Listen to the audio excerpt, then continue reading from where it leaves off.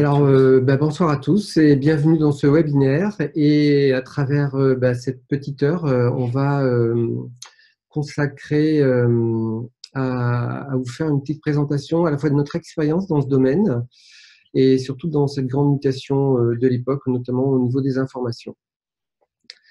Alors, qui sommes-nous? Nicolas, qui es-tu? Qui suis-je? Voilà, mais quelle grande question. En tout cas, je peux vous dire que je suis un anciennement chimiste de l'industrie pharma, comme je vois qu'on est deux. Je m'intéresse aux outils d'intelligence collective depuis 2010. Ça a été vraiment un coup de foudre quand j'ai découvert la sociocratie, j'ai découvert les forums ouverts, les World Café, et j'ai découvert Rêve du Dragon en fin 2011. Et j'ai su que ces outils feraient partie de ma vie professionnelle.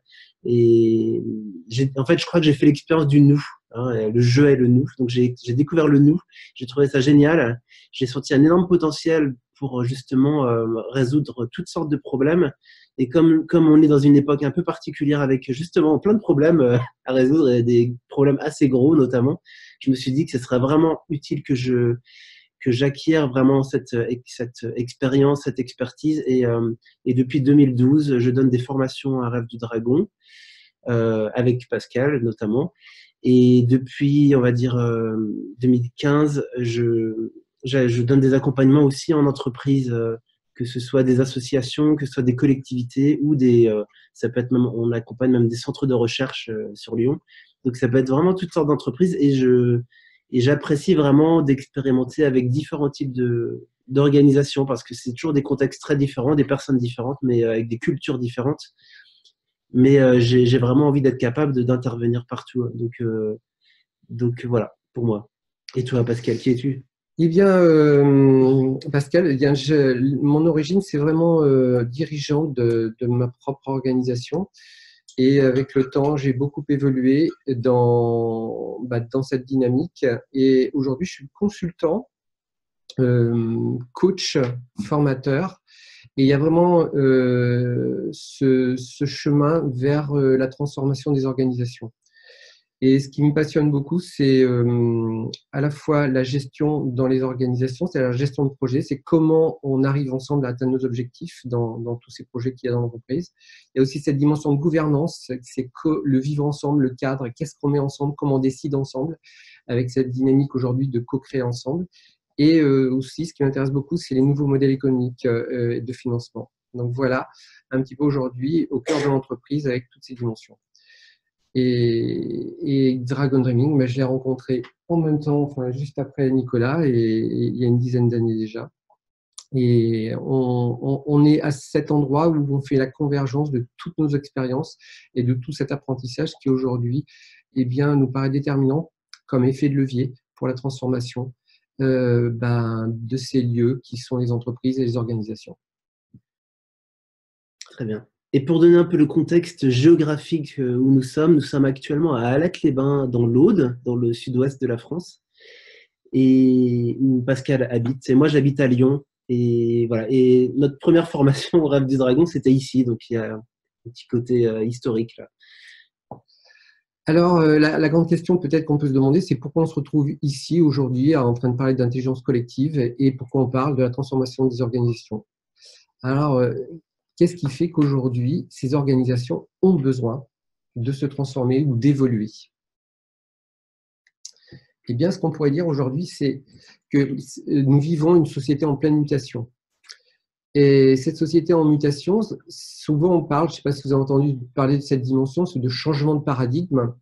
Et j'ai un schéma ici qui pourrait très bien représenter à quoi ça correspond quand on parle de changement de paradigme. D'un côté, vous avez cette société qui est encore aujourd'hui, au travers de la société moderne, qui a une culture aujourd'hui de conscience collective, certes, mais avec une culture de la compétition autour de polarités qui sont plutôt centrifuges, comme c'est exprimé, avec des projets dans lesquels, effectivement, au centre, nous avons cette notion de bénéfice comme but, c'est-à-dire le côté financier surtout. Et voilà un petit peu comment ça fonctionne. Donc, on peut parler d'un ancien modèle qui est vraiment encore là. Et le management, il se situe dans un contrôle en général des salariés pour atteindre leur objectif. Donc, on va dire qu'aujourd'hui, ce changement de paradigme, c'est un changement de modèle, un changement de culture vers quelque chose qui part d'une conscience, on va dire, un petit peu plus individuelle à quelque chose de plus coopératif. Et donc, vous voyez à droite ce qu'on appelle la société transmoderne, avec cette dimension justement où on retrouve l'homme au centre de l'entreprise, avec un système, on va dire, d'évolution de toute la démarche, et le bénéfice est un moyen plutôt qu'un but. Donc voilà un petit peu très rapidement cette dimension inversée des polarités. C'est vrai que la particularité aujourd'hui, c'est qu'on part d'un modèle qui est plutôt concurrentiel vers un modèle très très compétitif, coopératif, on va dire. On a même inventé un mot qui est la coopétition.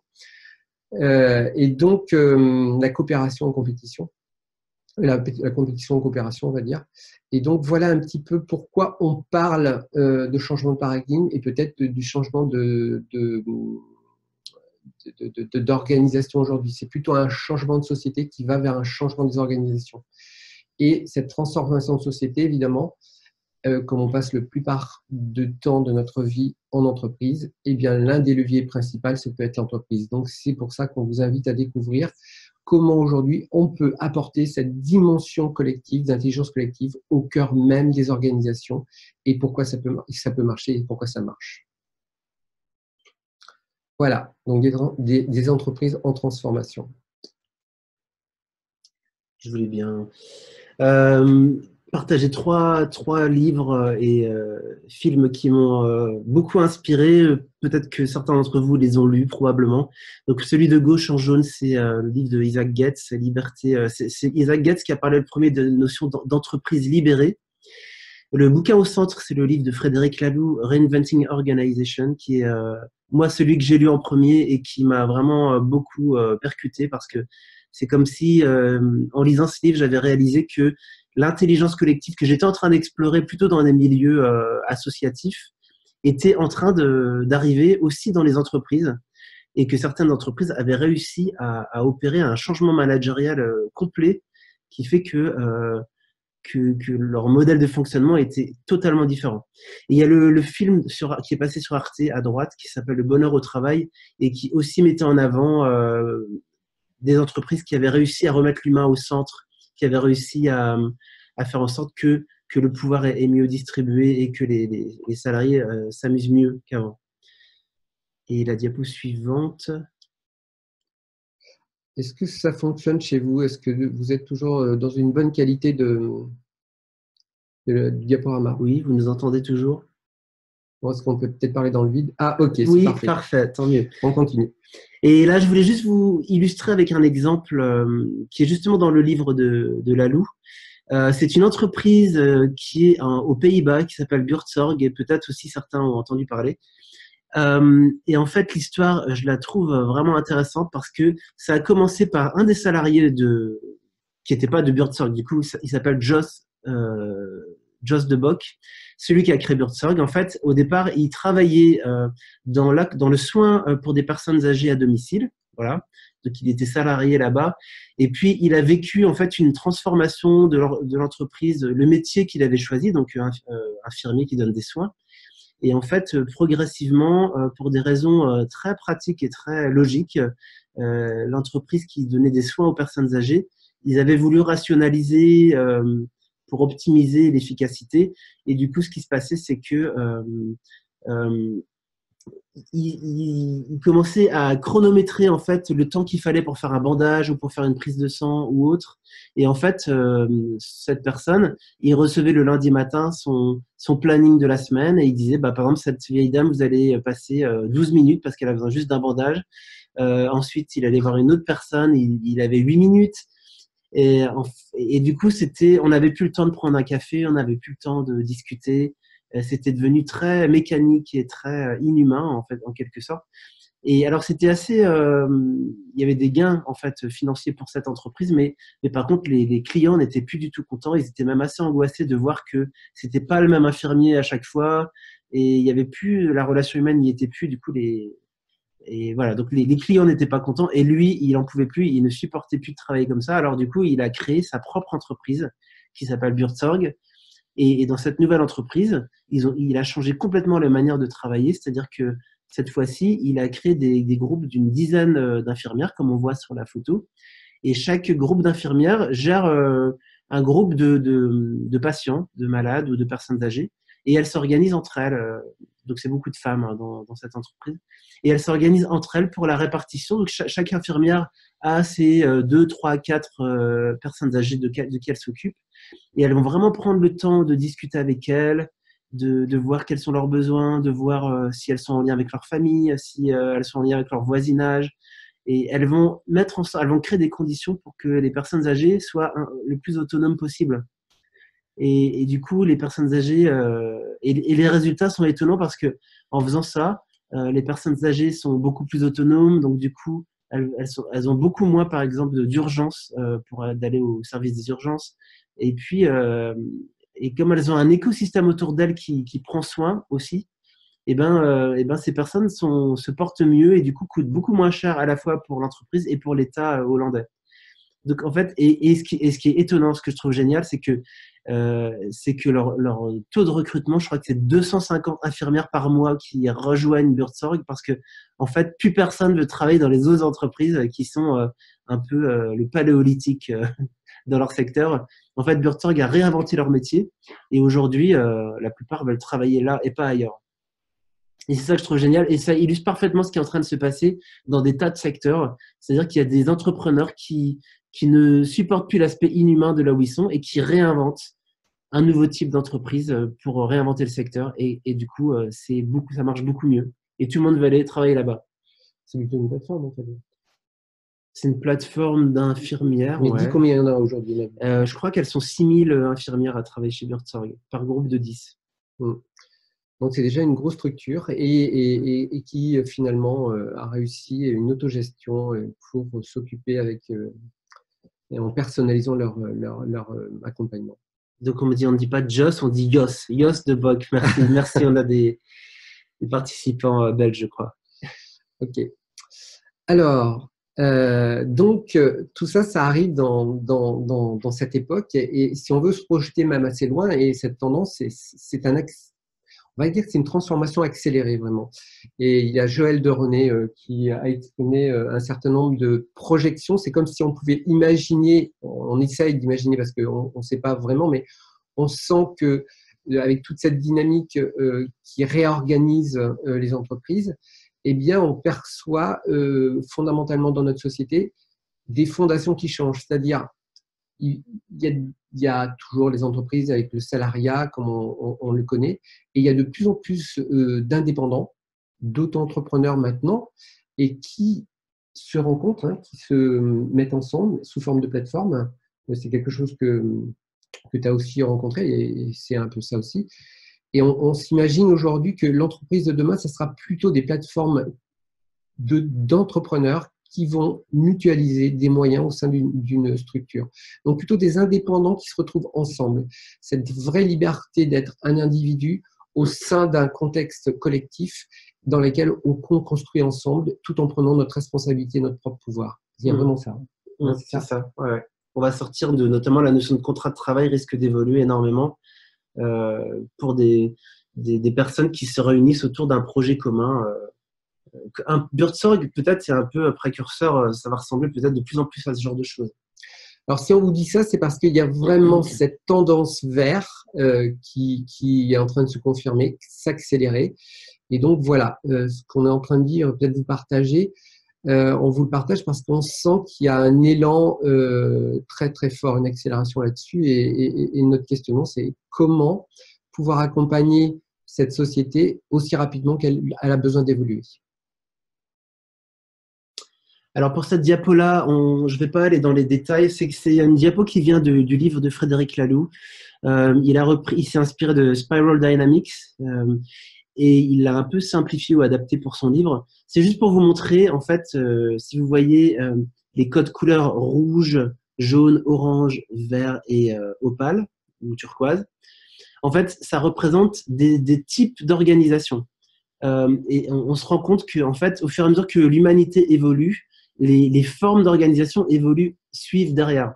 Donc le rouge, c'est un niveau, par exemple, la mafia, par exemple, fonctionne en mode rouge. Et des meutes de loups aussi, c'est-à-dire qu'il y a un leader qui a tous les pouvoirs et auquel le parrain, on pourrait dire, auquel tout le monde s'en remet parce que sinon on peut avoir des soucis. Voilà. Donc c'est un type de fonctionnement qui voilà qui marche dans certains cas, voilà. Mais du coup le pouvoir n'est pas distribué ou très très peu. Ensuite, nous avons le système orange qui pourrait être illustré par exemple par l'Église catholique ou pour un État comme la France, où c'est pareil, c'est quelque chose avec une hiérarchie très forte, un système très stable, mais c'est pareil, le pouvoir est aussi très peu distribué. Le mode orange, le troisième, c'est quelque chose la métaphore qu'on peut utiliser, c'est la machine. C'est quelque chose qui fonctionne très bien, qui est optimisé au maximum.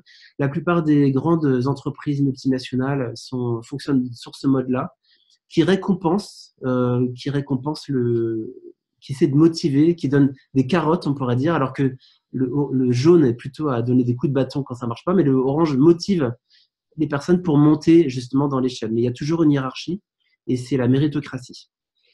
Le système vert, il y a aussi une vraie évolution. À chaque fois qu'on monte, on voit une évolution de conscience en quelque sorte. Dans le vert, on peut comparer ça à une famille.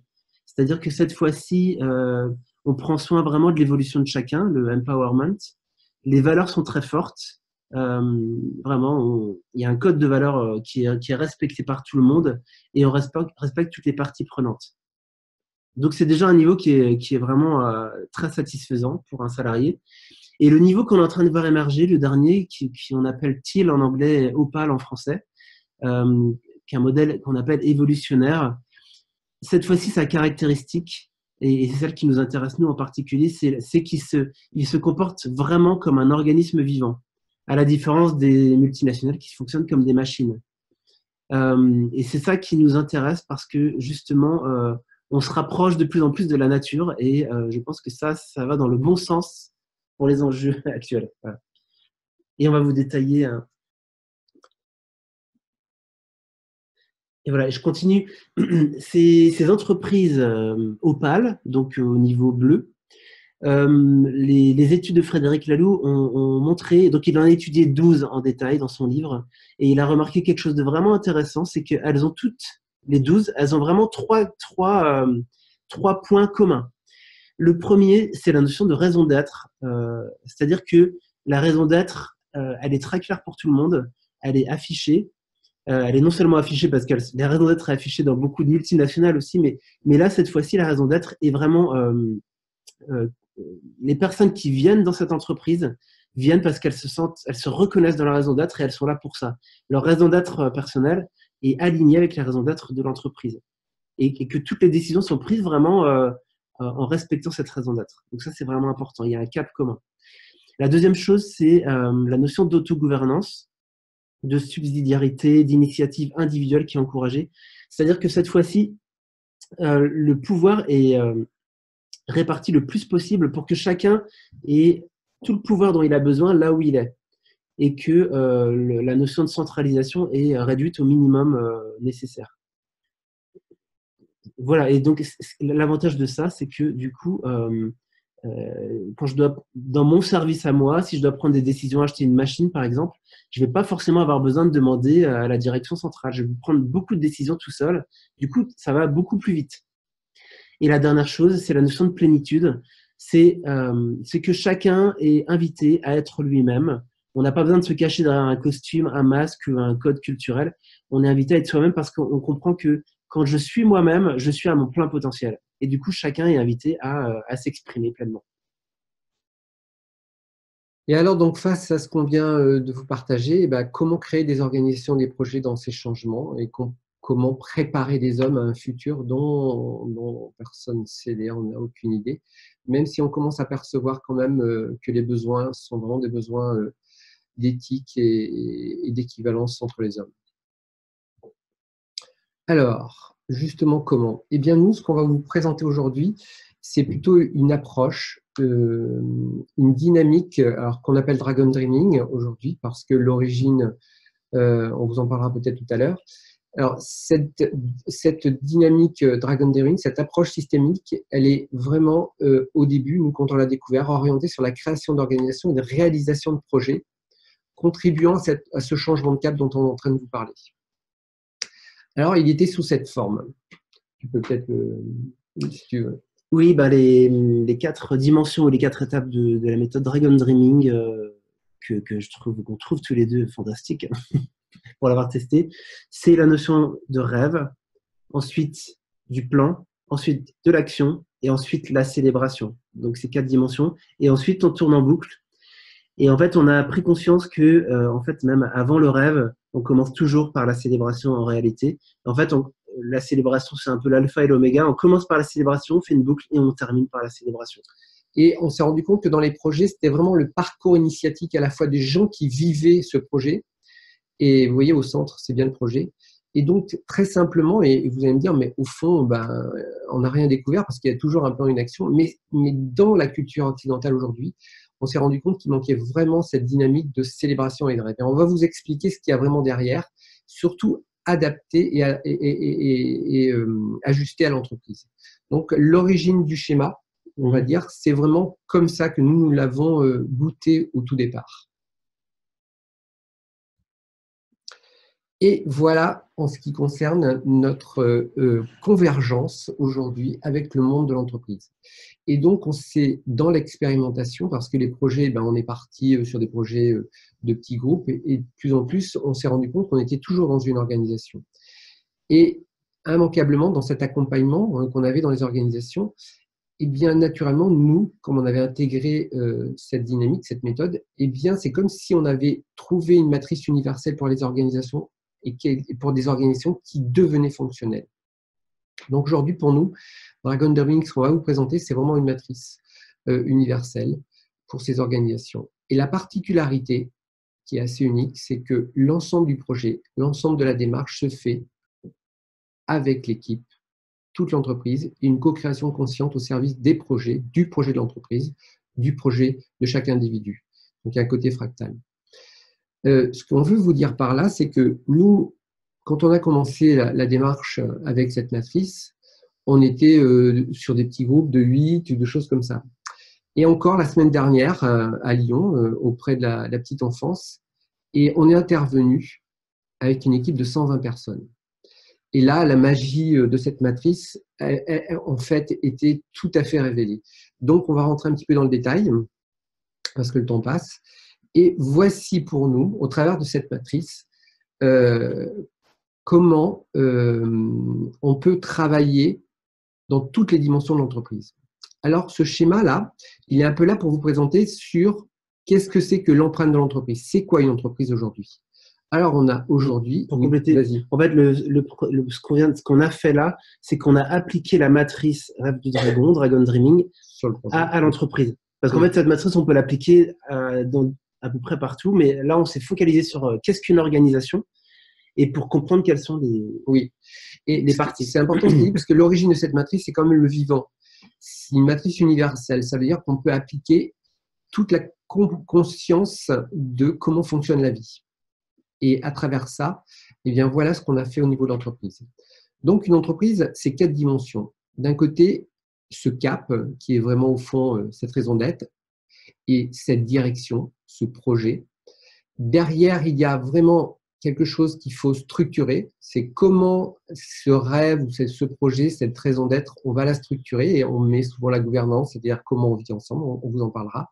Il y a l'équipe et puis il y a l'individu. Voilà un petit peu aujourd'hui comment l'entreprise se constitue dans ces différents, cette différente dynamique. C'est vraiment la dimension dans laquelle nous, on intervient aujourd'hui dans les entreprises.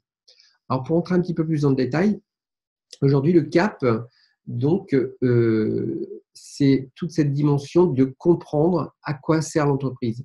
Quelle est sa mission? Quel est le but? C'est donner du sens et une direction à l'entreprise, ce qui donne vraiment un sentiment d'appartenance à l'équipe. Donc, voilà un petit peu la première partie qui se retrouve effectivement dans cette dynamique du rêve. C'est qu'est-ce qui nous fait rêver dans cette entreprise? Qu'est-ce qui nous donne un projet qui nous réunit?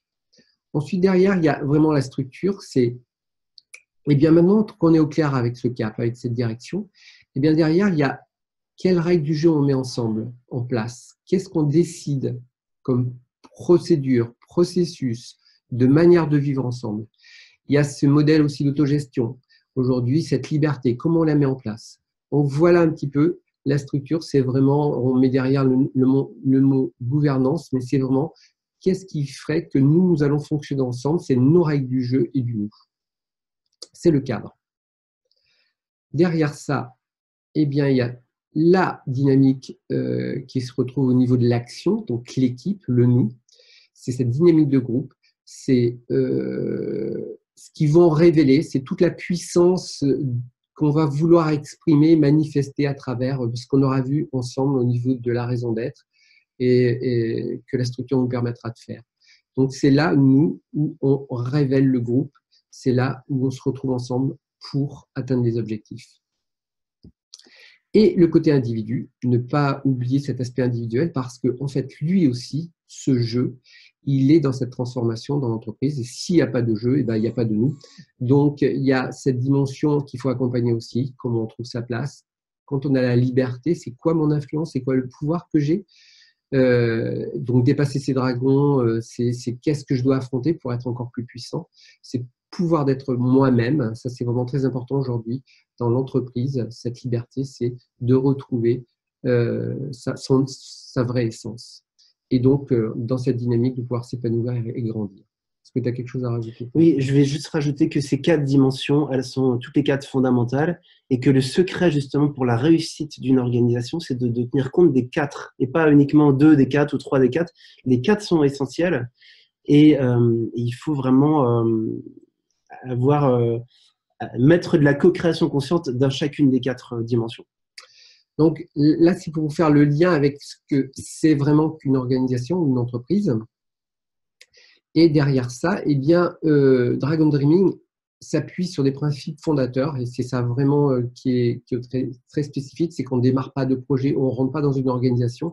Si vraiment elle n'est pas alignée dans cette culture aujourd'hui qui émerge et qui est déjà là, c'est l'évolution personnelle de chacun, donc on retrouve l'individu. Le renforcement du collectif, c'est on retrouve l'équipe parce que c'est lui qui est la clé de l'innovation, qui est la clé de la créativité, c'est lui qui fournit l'intelligence à l'entreprise. Et aussi d'être au service de manière générale du projet d'entreprise, de l'organisation et aussi de l'environnement. On ne peut plus aujourd'hui continuer à générer, créer des projets si on ne tient pas compte de l'environnement dans lequel nous vivons. Et nous avons une question de Véronique qui nous demande est-ce que le dragon, c'est l'ego du coup? Alors, le dragon, c'est l'ego, c'est peut-être le non-soi qu'il peut y avoir dans toute notre dynamique.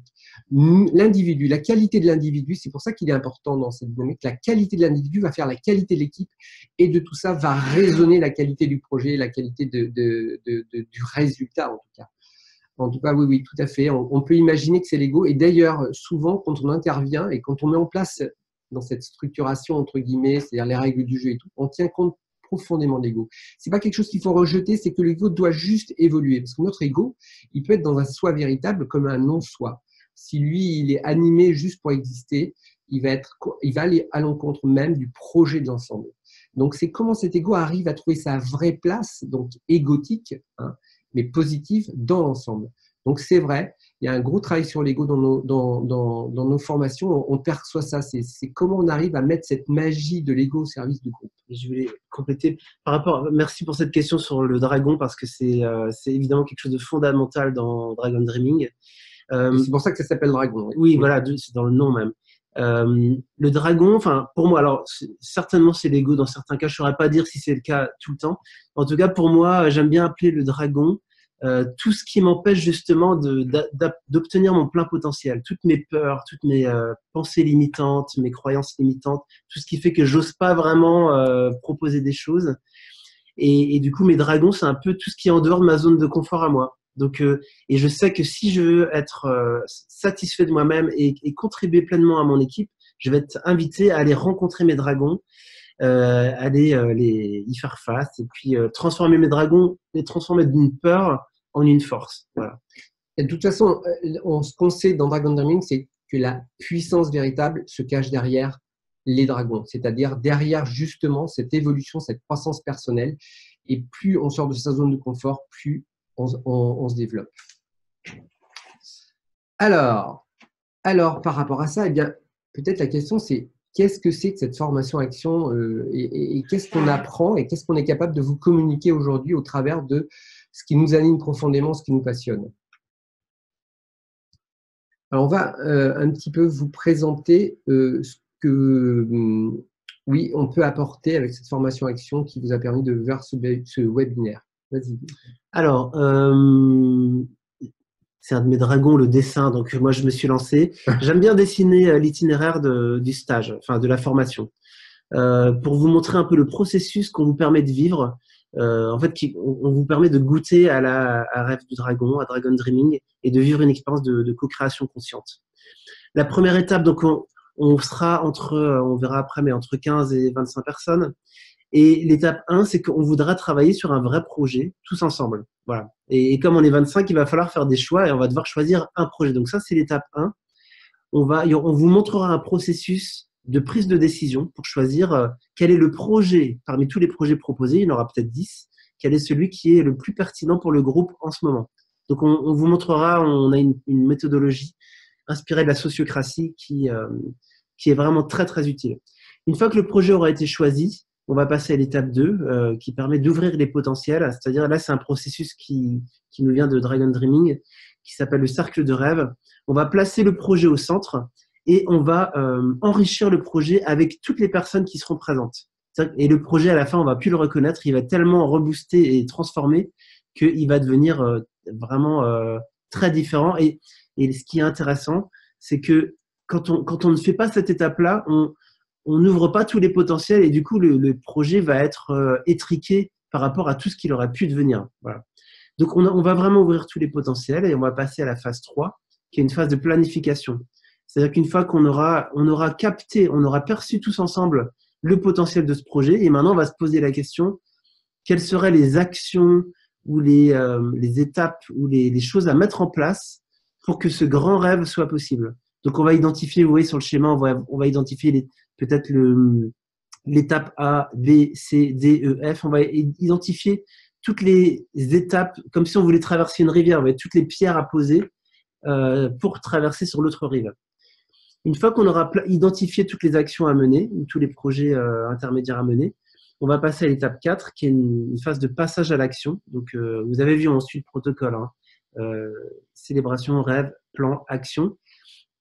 La phase de l'action, c'est-à-dire que maintenant, on sait tout ce qu'il y a à faire et chacun va pouvoir librement choisir parmi les étapes A, B, C, D, E. Ouais, tous les petits bonhommes, l'un de ces petits bonhommes, c'est vous et vous allez choisir peut-être l'étape A parce que c'est ça que vous avez envie de développer en ce moment ou c'est peut-être quelque chose que vous connaissez bien, l'étape A, et vous allez pouvoir contribuer au groupe. Et ce qui est intéressant ici, c'est que chacun va pouvoir choisir.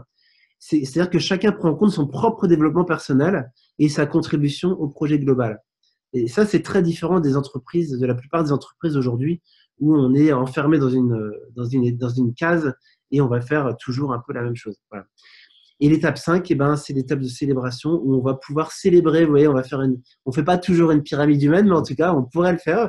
Mais c'est surtout pour mettre en avant on va célébrer vraiment ce travail qu'on a fait ensemble, tous les succès, mais y compris tous les échecs aussi, on va célébrer. Et c'est pour montrer que la célébration, c'est aussi un temps où on va célébrer l'équipe. On va célébrer. C'est les individus qui vont recevoir un feedback de l'équipe tout entière. Et ça, c'est un exercice qui vaut son pesant en or, je vous promets. Alors, imaginez-vous, parce que là, nous sommes 25, imaginez qu'en 3 jours, on puisse amener au moins dans un premier cycle au bout un projet. Déjà, choisir un projet à 25 et décider ensemble à 25. Je ne sais pas si ça peut résonner en vous. Et ouvrir les potentiels, c'est-à-dire que chaque rêve individuel devient le projet de l'ensemble. Comment ça peut se faire? La planification aussi, c'est-à-dire les gens qui sont très planificateurs et les autres qui ne le sont pas. Mais comment moi, qui ne suis pas du tout dans cette dynamique de planificateur, je peux trouver ma place? Et comment surtout je vais pouvoir alimenter et avoir de la créativité? Et sans parler de l'engagement au niveau du passage à l'action. C'est très, très intéressant de voir comment les gens vont à la fois s'organiser, s'engager dans la prochaine étape et la suite. Attends, et j'ai une question de Gwenaël qui demande et qu'est-ce qui se passe si personne veut faire le projet A? Et je voulais bien y répondre. Effectivement, si personne se met à la table A, est-ce qu'on a un souci? Eh ben, on ne sait pas. En fait, on va laisser les vivants se faire de manière organique. Les choses s'auto-régulent. Et notamment, comme on fait des cercles de parole quand même assez régulièrement, des cercles où on se rassemble tous pour voir quels sont les succès et qu'est-ce qui marche pas. Si on se rend compte qu'il y a personne en A et qu'on a vraiment besoin de A pour faire B, par exemple, le groupe B va se rendre compte. Il va dire, bah, nous, en fait, il nous manque le A, donc il faut que quelqu'un s'occupe du A. Et du coup, en général, ce qui se passe, c'est qu'il y a une partie des autres personnes qui se disent, bon, bah, qui veut faire le A? Et des personnes s'y collent. Donc, en fait, ce qui est intéressant dans cette approche, c'est qu'on passe très rapidement à l'action avec un minimum de planification. Et effectivement, avec des systèmes de feedback réguliers, on arrive à auto-réguler et faire en sorte que les choses qui doivent être faites soient faites. Et ça marche vraiment très bien. Et en même temps, comme le vivant, il a des besoins, parce que c'est quand même très organique. Alors c'est ça le paradoxe, c'est qu'on arrive à aller très vite, alors que c'est un système intelligent ensemble. Si le A, il n'y a personne, et que d'un seul coup, la structure en a besoin, eh bien, il va falloir que le A se mette à exister. Alors, on ne vous a pas parlé des personnalités parce que dans ces 4 étapes, vous avez tous des préférences. Il y en a qui sont beaucoup plus célébrants, il y en a qui sont beaucoup plus planificateurs, plus dans l'action. Eh bien, au travers de ces 3 jours, vous allez à la fois découvrir votre propre dynamique à vous et surtout voir l'importance de celui qui est à l'opposé de vous. En tout cas, on pourra mesurer la personnalité du projet. Voilà. Et je complète parce que Gwenaël nous a complété en disant qu'a priori, le A est décidé ensemble. Et c'est vrai, en fait, dans la phase de planification, ce qui peut se passer, c'est que on utilise beaucoup de post-it pour identifier les séquences A à F.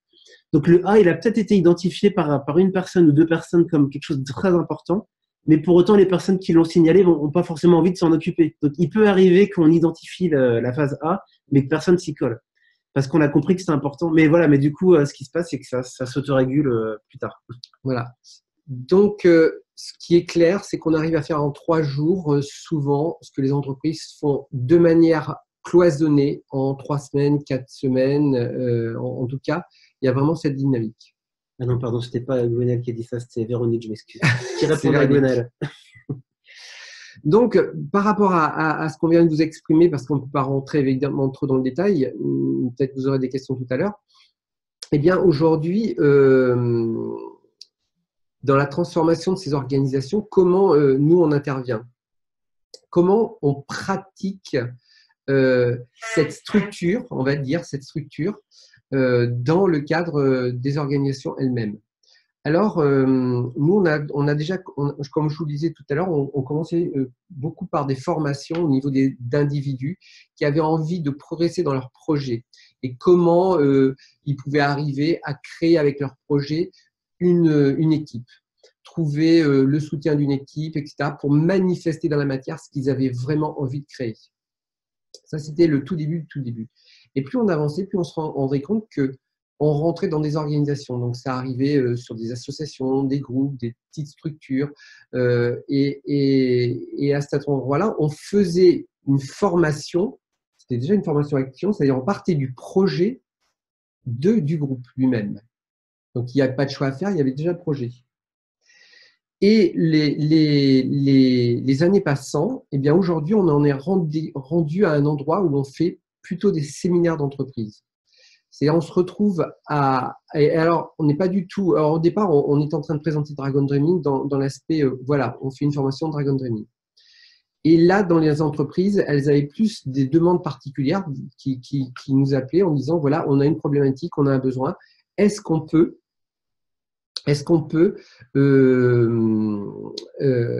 comment dire, est-ce qu'on peut être soutenu? On ne sait pas comment faire. En fait, on se rend compte que les entreprises aujourd'hui et les dirigeants, ils arrivent au bout d'un système, dans le mur, c'est-à-dire le monde devient de plus en plus complexe. Ils n'arrivent plus en tant que dirigeants à poser à la fois la vision tout seul et trouver des solutions par rapport aux besoins de l'organisation. Et donc, ils voudraient bien faire autrement, mais ils ne savaient pas forcément comment. Et donc, dans cette inspiration, Ce qui s'est passé, c'est qu'on les a rencontrés et naturellement, on s'est positionné en tant que facilitateur. C'est-à-dire, on a rencontré le groupe puisque nous, on a cette affinité. On dit, il faut voir avec l'équipe. Et donc, le dirigeant se trouve maintenant plus au centre du cercle et d'entreprise, il se trouve dans le cercle, dans l'équivalence. Et à partir de là, on s'est mis à appliquer cette méthodologie, cette matrice au sein des organisations. Et c'est devenu un accompagnement et une facilitation autour des besoins de l'organisation. Et plus d'un dirigeant qui veut trouver, enfin, en même temps du dirigeant, puisque c'est son projet aussi. Donc, ça devient des séminaires et on parle plus de Dragon Dreaming. Eux, ils sont pas là pour apprendre Dragon Dreaming, ils sont là pour pouvoir faire… En fait, nous, on les fait accoucher. On les fait accoucher de leur propre projet, de leur propre façon de pouvoir faire émerger ce qu'ils ont envie d'émerger. Particularité, c'est que nous, on n'apporte pas comment dire, un modèle à suivre dans lequel il faut rentrer dedans. On apporte une méthodologie qui permet à l'organisation d'accoucher de ce qu'elle a besoin. Il n'y a pas une entreprise comme une autre, c'est comme un individu, on est tous différents, toutes les entreprises sont différentes. Et effectivement, quand on intègre et qu'on a cette capacité à avoir comment dire, complètement intégré cette structure, ce côté matrice, et bien après, c'est le projet d'entreprise qui rentre dedans, simplement, et sans savoir qu'ils font du Dragon Dreaming, et bien, ils accouchent merveilleusement de leur projet. Et donc, on intervient en général, souvent, tout au long de l'année, quand on a des entreprises qui sont très habituées, et bien, il y a un suivi, bien sûr, mais une fois par an, par exemple, ils ont envie de remettre, comme la Gonette, envie de remettre en place un nouveau projet dans la nouvelle année. Et là, ils passent 3 jours, un week-end, à organiser, transformer, mettre à jour leurs propres vœux, on va dire, de l'année pour pouvoir lancer le déploiement de ce qu'ils ont à faire cette année-là. Et j'aimerais compléter en disant que, quand je me rappelle très bien, quand j'étais étudiant en chimie en Angleterre, je me suis arrêté, mes amis faisaient tous des PhD et moi, en fait, j'avais qu'une envie, c'était d'aller dans l'industrie pour pouvoir mettre en pratique ce que j'avais appris de la chimie. Et je me retrouve pareil ici parce que je trouve ça génial quand on est invité par une entreprise et qu'on doit mettre en pratique tout ce qu'on a appris sans même le nommer, comme disait Pascal, et qu'on doit essayer de trouver une solution, trouver le séminaire idéal par rapport à leurs problématiques pour essayer de les amener à trouver eux-mêmes leurs propres solutions.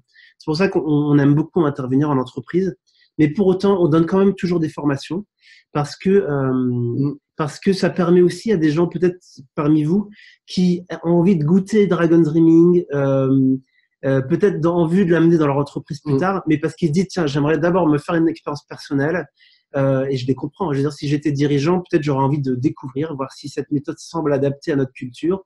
Du coup, on donne ces formations pour permettre aux gens d'y goûter, de tester l'approche Rêve du Dragon avec une équipe, avec un groupe de personnes qui sont là. Donc, c'est des conditions un peu de laboratoire parce qu'on n'est plus dans le réel, tout à fait. Mais ça permet quand même de le vivre pleinement. Et ensuite, l'objectif quand même, c'est à la fin d'appliquer Dragon Dreaming dans un maximum d'organisations plus tard. Et l'évolution des formations qu'on fait aujourd'hui, elle est vraiment orientée sur des cibles qui sont à la fois les dirigeants, les managers, les facilitateurs, les coachs, parce que ces personnes, si elles intègrent au moins cette structure, elles vont pouvoir l'appliquer dans tous leurs accompagnements. C'est quand même très confortable d'avoir, ce parcours initiatique dans l'entreprise ou ailleurs, il n'y a pas de souci. Mais en fait, il y a le côté opérationnel, nous on apporte les séminaires d'entreprise où on ne parle pas du tout de Dragon Dreaming, mais ils vivent l'expérience. Et il y a aujourd'hui ce besoin, cette demande au niveau des formateurs. En fait, nous, en tant que formateurs, bien, de pouvoir accompagner et soutenir tous ces dirigeants, ces managers qui changent, parce qu'aujourd'hui, le fondement de la transformation de l'entreprise, et notamment ces entreprises responsabilisantes, c'est vraiment le manager qui, lui, aujourd'hui, et doit passer dans une autre dimension avec une autre posture. Et c'est vrai que c'est très confortable pour lui de pouvoir s'appuyer sur une structure telle que Dragon Dreaming. Donc, côté opérationnel de séminaire, côté formation pour les dirigeants, managers, facilitateurs, coachs, qui sont de plus en plus de coachs sur l'entreprise aujourd'hui, c'est très important. Et je surveille le chat en même temps. Donc, il y a quelqu'un qui nous quitte. Tournon, je ne sais pas ton prénom, mais en tout cas, à bientôt. Et puis Gwenaëlle qui nous dit que justement, elle dit, c'est ce qui peut manquer effectivement dans l'implémentation de Holacracy par la boîte qui s'en occupe en France, s'adapter aux réalités de chaque organisation, même si on peut voir l'outil comme un métamodèle. Et effectivement, pour avoir testé Holacracy aussi, j'ai été très séduit par Holacracy, mais j'ai trouvé que c'était comme un espèce de grosse machine qu'on applique là où on est. Et j'ai remarqué que beaucoup de personnes qui essayent Holacracy finalement finissent par utiliser une partie de l'Holacracy parce que c'est un peu trop, peut-être trop complexe. Et je voulais terminer en disant que justement, ce que j'apprécie dans Dragon Dreaming, c'est qu'il y a cette matrice en 4 étapes, mais qui est très légère et qui s'adapte parfaitement à la réalité de là où on l'utilise en fait. Et du coup, ça permet de s'adapter beaucoup mieux, je trouve. Pour que Guénel qui s'en va, mais vraiment, il y a une différence entre fournir un modèle où on rentre dedans, qui peut être même emprisonnant, mais aujourd'hui, les entreprises libérées et responsabilisantes, elles veulent quelque chose dans lequel elles ne veulent pas être enfermées. C'est vraiment important de penser qu'il n'y a pas de vérité absolue. C'est-à-dire, on n'applique pas un modèle sur toutes les entreprises comme ça. L'holacracy peut marcher sur certaines entreprises pour une modélisation. C'est pour ça que je vous disais tout à l'heure, on n'est pas dans un modèle, on est vraiment dans une inspiration. Ouais, c'est ça, inspiration qui permet à l'entreprise elle-même de poser ce dont elle a besoin et envie. Et pas faire un copier-coller de quelque chose qui marcherait même dans une autre boîte. Parce que ce n'est pas parce que ça marche dans une autre boîte que ça marchera dans la sienne ou dans son organisation. Voilà. Et je voulais compléter par rapport aux formations qu'on propose. En fait, donc là, on voulait vous parler particulièrement de Dragon Dreaming ce soir, mais sachez qu'on on a développé une formation à la facilitation en intelligence collective. Ça, c'est peut-être pour ceux d'entre vous qui veulent vraiment intégrer cette posture du facilitateur là où ils sont pour pouvoir ensuite accompagner les processus ou les choisir. Donc ça, c'est une possibilité aussi pour vous. Et la troisième, c'est la sociocratie qui nous aide à poser une gouvernance, à s'inspirer de la structure sociocratique, et pour structurer et gouverner votre organisation.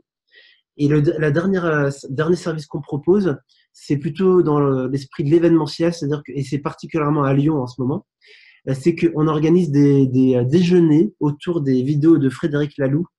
On regarde une vidéo qui dure 5-10 minutes et ça permet déjà de s'inspirer de ce qu'il a à nous dire. Il est en train de faire beaucoup de vidéos. Et ensuite, ça nous permet de discuter entre nous de notre réalité, de nos réactions par rapport à cette vidéo. Et ce qui est important, à Lyon, par exemple, on est souvent entre 15 et 25 à ces lunchs. Et c'est très, très inspirant d'écouter les autres et de voir la réalité de chacun sur le terrain.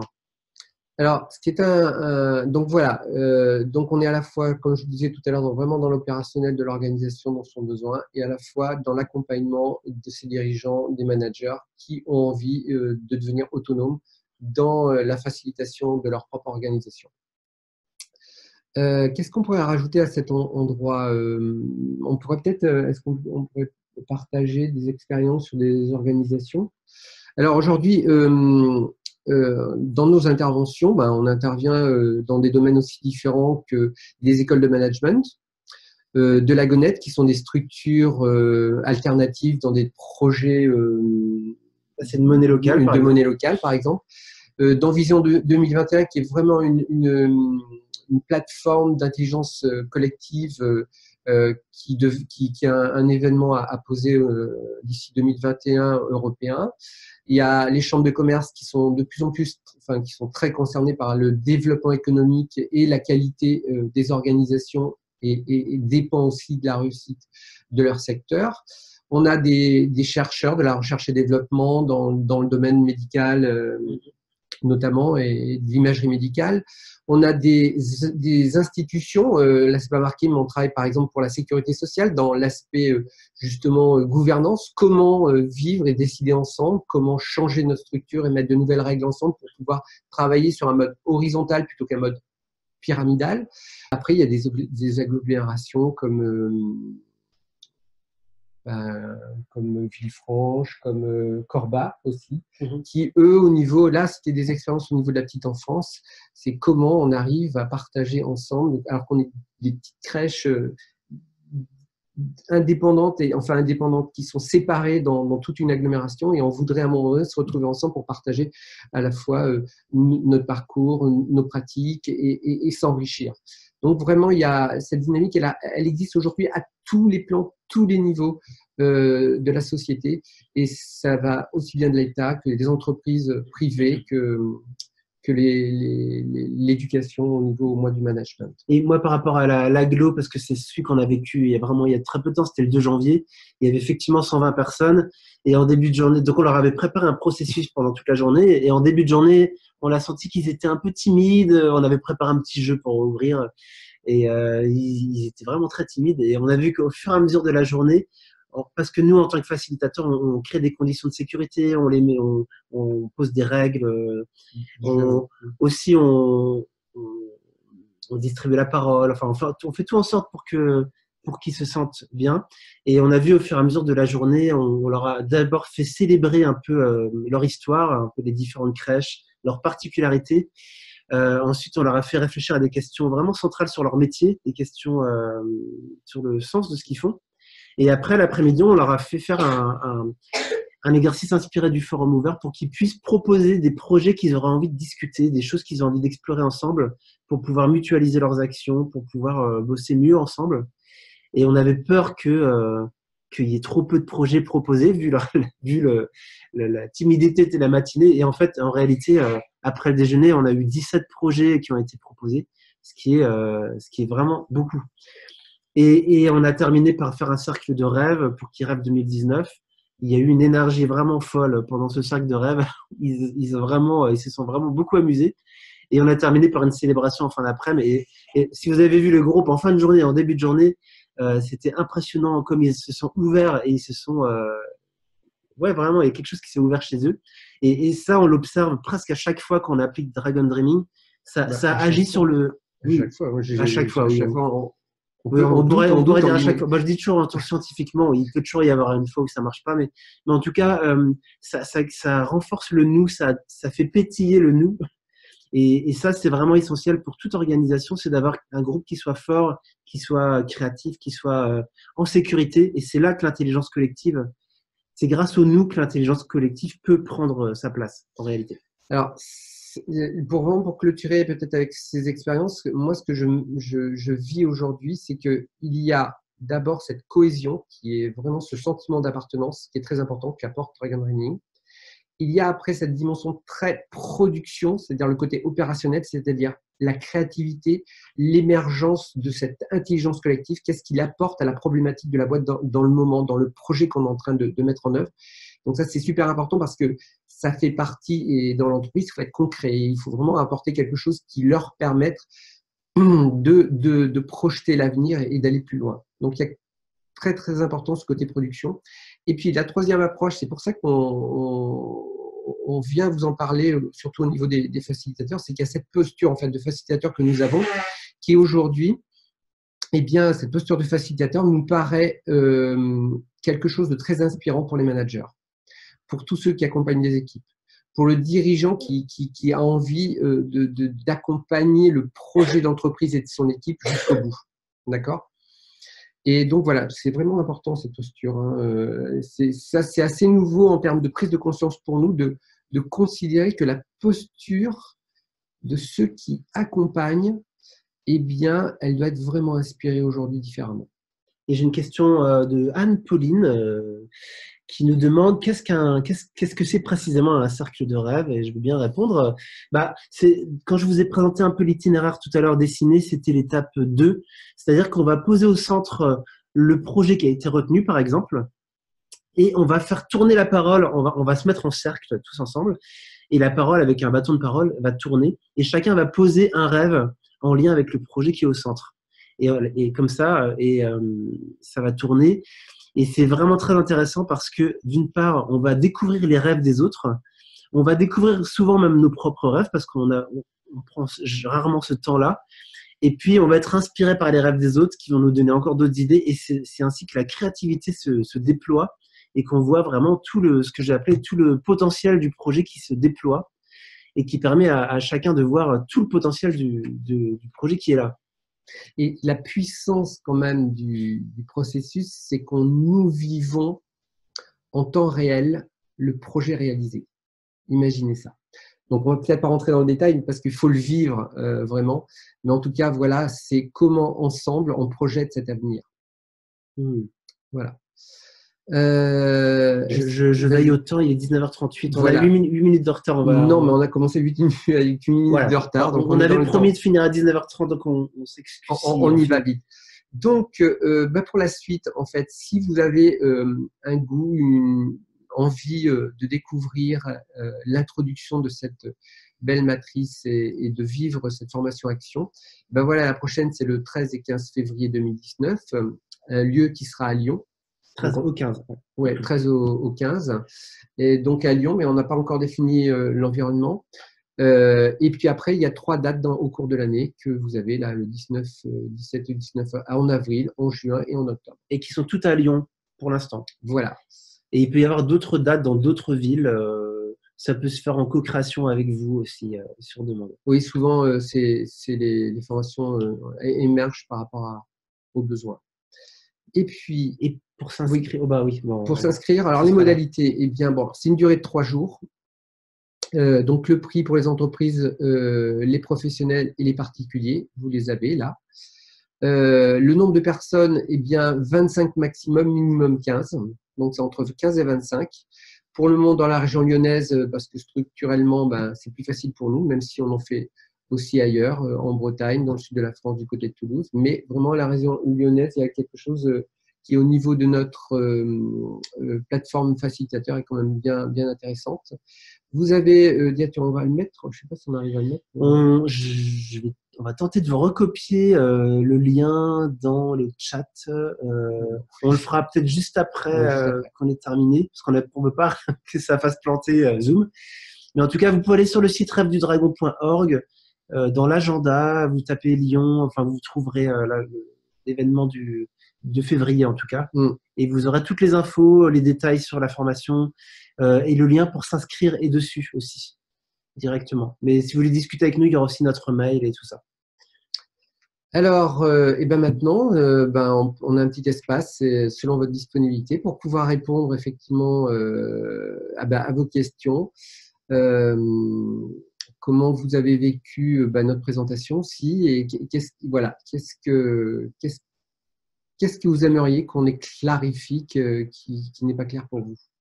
En tout cas, Camille nous remercie pour le call. Ça a été un peu entrecoupé pour elle.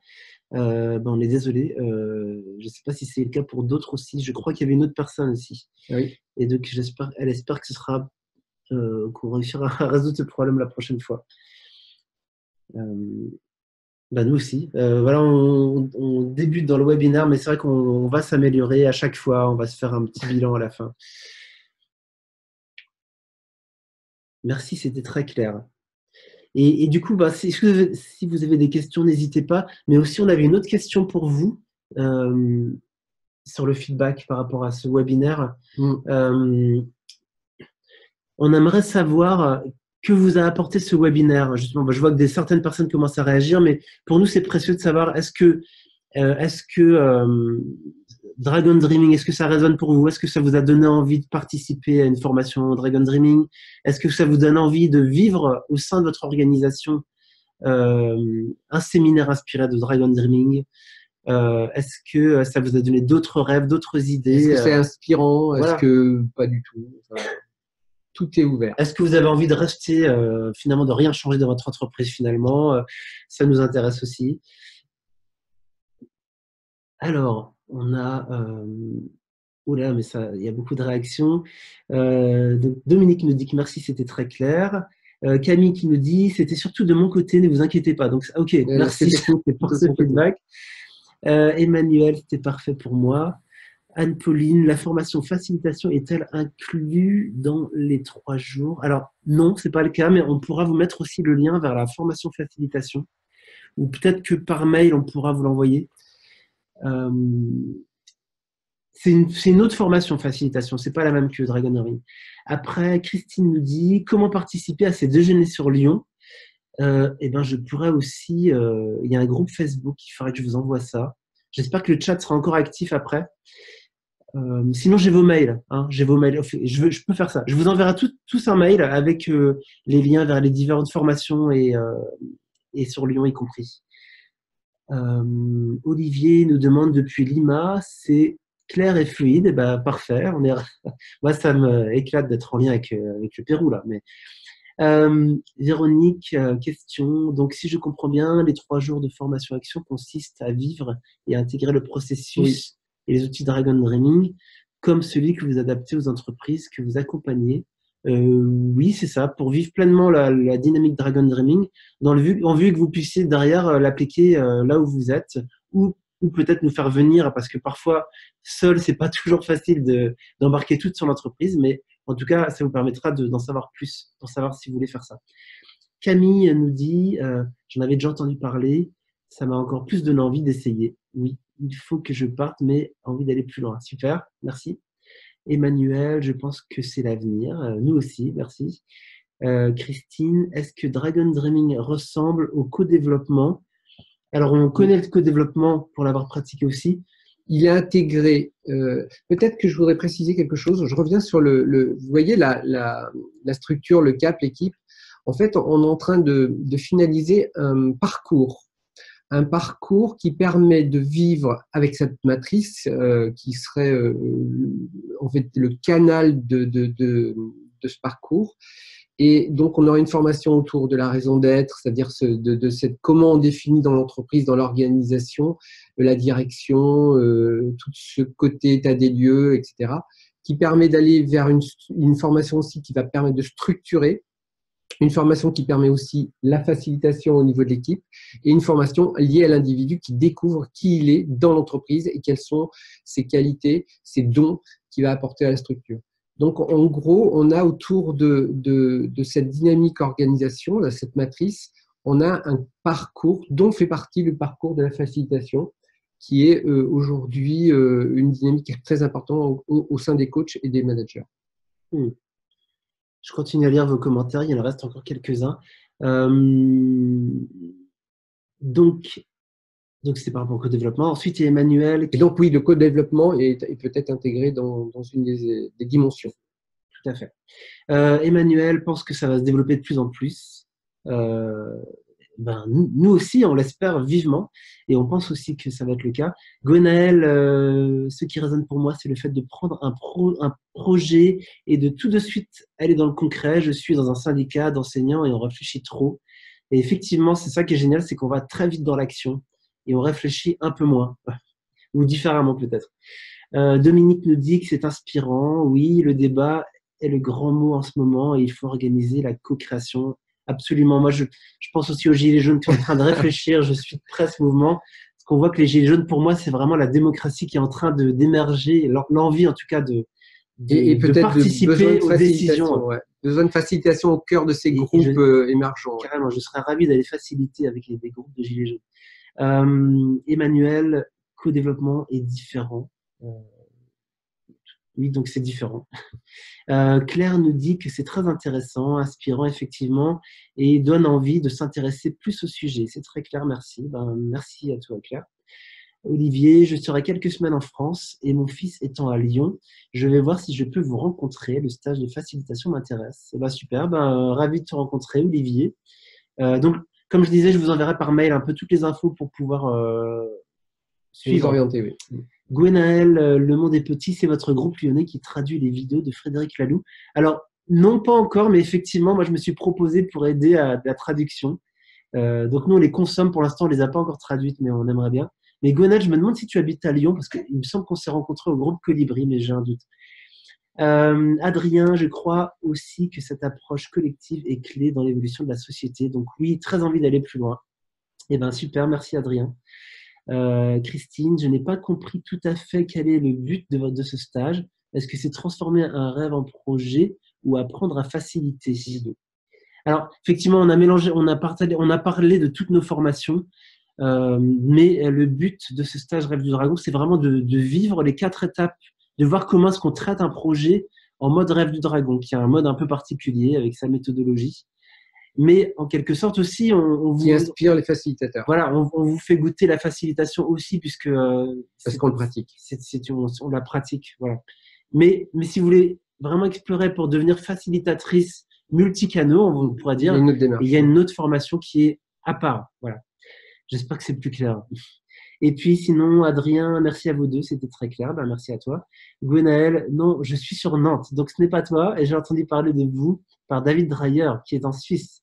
Et ben, on connaît très bien David, effectivement. Donc, je serais ravi de voir comment tu connais David. Voilà. Je crois qu'on a épuisé toutes vos remarques. Donc, ben, merci en tout cas à toutes et tous pour vos commentaires nombreux. C'est vraiment génial de voir vos réactions. Parce que là, on est devant notre ordinateur, on ne sait pas trop s'il y a quelqu'un derrière, mais on voit que vous êtes, un petit peu surnaturel, vous êtes nombreux, c'est super. Surtout pour une démarche souvent collective. Et Anne puis, nous remercie, Emmanuel est sur Paris, Christine nous remercie aussi, et Adrien qui nous dit si, je ne sais plus par rapport à quoi, mais okay, merci. Et ben voilà, vous nous remerciez. Ben, on vous remercie aussi. On vous laisse avec cette photo d'un aborigène, parce que l'origine effectivement de cette approche, puisqu'elle est basée sur la science du vivant, nous vient aussi de très très loin, de la culture aborigène. Donc c'était un petit clin d'œil comme ça au passage. Voilà, des aborigènes péruviens, voilà, tout le monde pratique la co-création consciente. Et Olivier, on ne manquera pas de te faire signe quand on passe à Lima. Hein, et si tu veux organiser un stage là-bas, il n'y a pas de souci. Hein. Allez, bah merci beaucoup à tous et puis bah, au plaisir de vous rencontrer prochainement dans un cercle ou un autre. À votre service et pour vous soutenir. Et d'ailleurs, je ne sais même pas si on va s'arrêter parce que je ne sais pas arrêter. Ben, on va tenter ça, arrêter de partager. Ok, ça marche. Hasta luego. Et pour arrêter, je pense que c'est le carré qui est là.